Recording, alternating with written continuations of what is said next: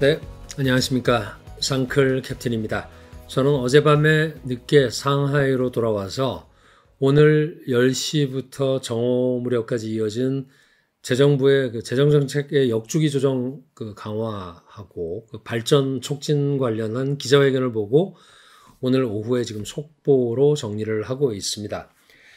이번 회의의 정책의 방향은 물론 기존의 내용들도 포함될 것이라고 생각을 했었는데 직접 오늘 처음부터 끝까지 그 내용을 들어보니까 세부의 정책 그 내용과 적극적인 발언 등이 상당히 예상 이상이었던 것 같아요. 그리고 좀 상당히 생각해 볼 것도 많이 있었던 것 같고, 그래서 시장이 이번 그 정책 패키지에 그 가장 중요하게 봤던 것이 사실 금액이었지 않습니까? 근데 그 금액, 즉 규모는 나오지 않은 그런 이유를 또 재정부장이 설명을 했고, 향후에 어떤 방향으로 어떻게 증액을 할 것인지, 그리고 재정정책의 상세한 틀에 대해서 설명을 하고 있습니다. 그래서 요약한 게 지금 이 페이지인데요.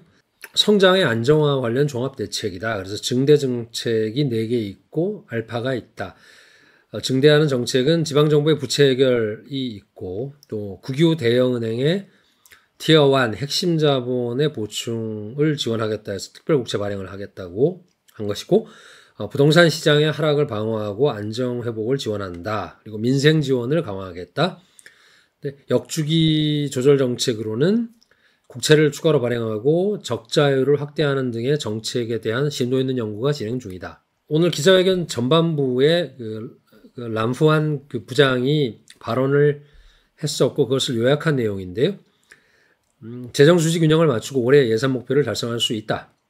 그리고 빠른 시일 내에 1년의 맞춤형 증량 정책 조치를 발표하겠다.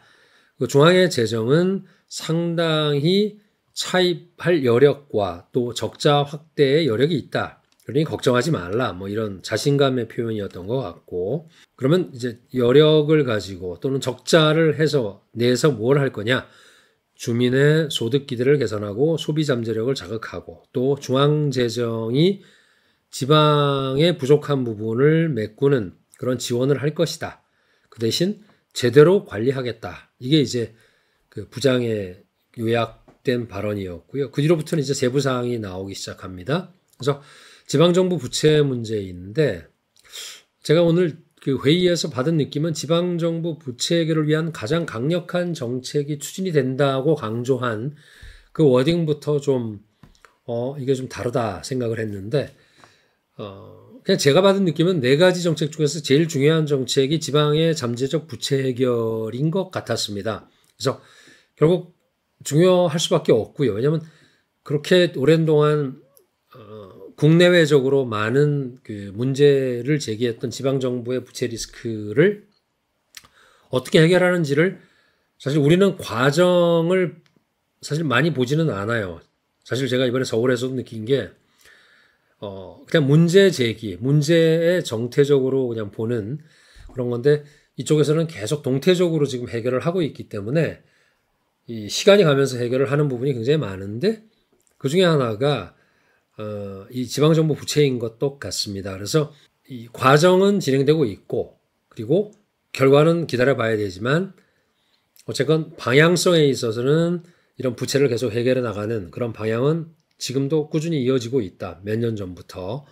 근데 역시 이번에도 이제 금액 관련해서는 공개되지는 않았지만, 그 금액은 전인대 상무위원회가 정부의 부채 추경이죠. 추경 한도를 추가로 올린 거에 대해서 승인을 해줘야 되는데, 그것이 이제 이미 9월 달에 상무위원회 지방정부 부채 보고서가 처음에 이제 올라갔었고, 처음으로, 그리고 심사가 되고 승인 절차에 들어간 것으로 그렇게 알고 있습니다. 그래서 두 번째는 특별국채 사용인데, 이것이 상업은행의 자본금을 보충하기 위한 용도가 상당히 큽니다. 그래서 여기 이제 부부장이 얘기한 대로, 려민 부부장이 얘기한 대로 국유 대형 상업은행의 자본 보충 작업이 개시되어서 각 은행들이 지금 계획서를 제출을 준비하고 있다. 이렇게 되었습니다. 근데 한 가지 제가 그냥 공유하기 위해서 말씀드리는 건데, 중국에서 인민은행은 국채, 채권 발행 시장에서 매매를 할 수가 없습니다. 인민은행 법상으로. 그래서 재정부가 이런 국채를 발행을 하게 되면은 주로 이제 상업은행들이나 보험사들이 이제 인수를 하게 되는데 상업은행이 그냥 가는 게 아니고 예를 들어서 국가의 어떤 중대한 프로젝트가 있을 때 상업은행이 동원될 때는 사실상 인민은행이 뒤에서 보이지 않는 배선을 하는 것이고 그런 배선은 결국 유통시장에서 발행시장이 아니고 채권 유통시장에서 인민은행이 개입을 해서 이걸 상업은행에 지원을 해주게 됩니다. 유동성을. 이제 그런 과정이 있다. 이걸 좀 설명을 드리고 이게 과거에 대표적인 케이스가 중국의 CIC, 한국의 KIC가 있다면 중국의 CIC가 있는데 CIC의 자기자본금 2천억 달러를 재정부가 발행을 할 때 이 RMB로 바꿔서 발행을 했죠. 그럴 때 농업은행이라든가 국가개발은행 이런 데서 이제 테이크를 했는데 그런 걸 할 때에도 인민은행이 사실상 뒤에서 그런 유동성을 공급해준 그런 전례가 있습니다. 세 번째는 이제 부동산 관련인데요. 부동산의 안정화를 위해서 이번에도 조금 얘들 이쪽 말로 이제 창신이라고 하는 혁신적인 그런 생각이 나온 게 토지 비축에 사용할 수 있도록 허용을 하겠다. 이것은 사실 개발되지 않고 놀고 있는 토지가 많은데 이런 것들을 사주면 결국 토지 부동산 개발상이라든가 아니면 토지를 원래 이제 팔았던 아니면 가지고 있는 그런 지방 정부의 현금 흐름이 개선이 되기 때문에 역시 일석이조 이런 효과를 노릴 수 있는 그런 것인 것 같습니다. 그래서 기존의 주택 매입을 해주고 또 보장성 주택을 공급을 늘리려고 하는 것인데 결국 전체적인 방향은 신규 건설은 줄이고 기존 주택은 재고를 소화해서 보장성 공급을 주택 공급을 지원하겠다. 이것이 이제 부동산 정책의 큰 이제 흐름인 것 같아요. 네 번째가 민생 쪽인데 민생 쪽은 도농주민의 기초연금의 최저 기준을 역대 최대치로 인상을 할 계획이고 또 퇴직자의 연금 수준도 약 3% 인상하겠다. 이게 결국 민생에 대한 그 미래에 대한 불안감을 좀 낮춰서 안정도 시키지만 소비도 좀 진작하려고 하는 그런 그 정책인 것 같고요. 그리고 청년층에 대해서 취업도 가뜩이나 안 되는데 인원수는 2배로 늘리고 금액도 더 확대를 해서 지원을 하는 이런 방안이 나왔습니다. 그래서 준비 중이고 그러니까 전체적으로 이런 네 가지에서 아마 모르겠습니다. 구독자분들께서 어떻게 보셨는지 모르겠는데 네 가지 모두 다 돈입니다. 결국 한마디로 말하면. 그래서 이런 재정 탄력성을 좀 유지를 하면서 예산을 확보를 해야 되는데 결국 방법은 추경이죠. 추가 신청하는 것밖에 없어요. 근데 절차적인 정당성은 확보를 해야 되기 때문에 재정 예산을 확대를 할 때는 이런 프로세스를 거칩니다. 1, 2, 3, 4, 5 해가지고 1, 2, 3, 4를 거치는데 이걸 간단히 말씀드리면 재정부에서 신청을 전국인민대표대회로 하지만 결국은 승인은 받아야 되기 때문에 승인은 지금 현재 위임을 받은 주체가 전인대 상무위예요. 그러니까 전인대는 1년에 한 번 열리는 거고 상무위는 2달에 한 번 열리기 때문에 이쪽에서 이쪽으로 준 겁니다. 그러면 이곳은 2달에 한 번 회의를 해서 승인을 해주는데 통상 짝수달에 하기 때문에 짝수달에 예산 조정이라든가 또는 국채 발행이라든가 이런 걸 심사를 합니다. 근데 30일 전에 제출이 되어 있기 때문에 이미 얼마를 할지 이 방안은 올라가 있습니다. 그저 저희가 모르기 때문이고 보안이 유지가 되고 있기 때문인 건데 봐야 될 것 같습니다. 얼마나 이것이 때가 될지. 그래서 오늘의 그 기자회견을 보고 제가 행간을 보면서 의미를 정리한 거는 이미 정책은 결정이 되어 있고 그런 부분에 대해서 구체적이고 상세한 설명을 했다. 그중에서 이제 네 가지 방향은 아까 이제 앞에서 본 대로 말씀드린 것이고요.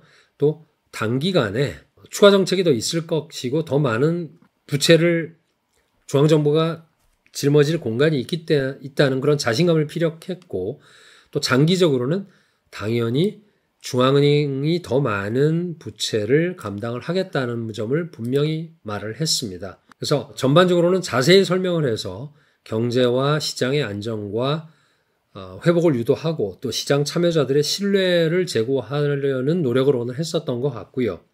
그리고 재정정책 관련해서는 사실 저는 그렇게 느꼈습니다. 중국 정부의 의지가 확실히 있다.